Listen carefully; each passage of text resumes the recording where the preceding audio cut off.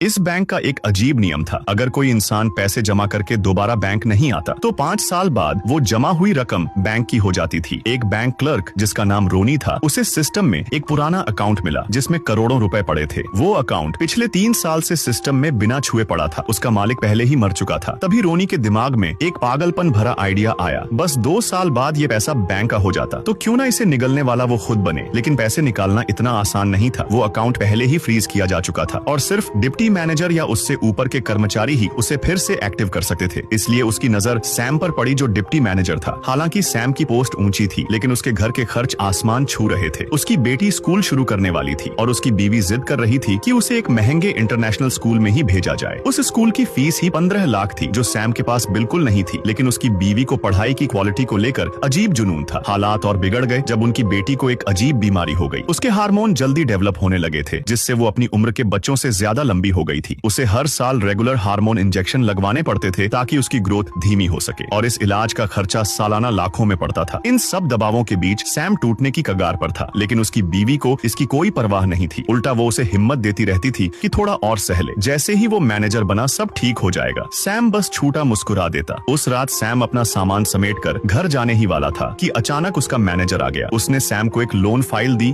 और कहा कि इसे जाने से पहले देख लेना। सैम मना करने की हिम्मत नहीं कर सका। तब मैनेजर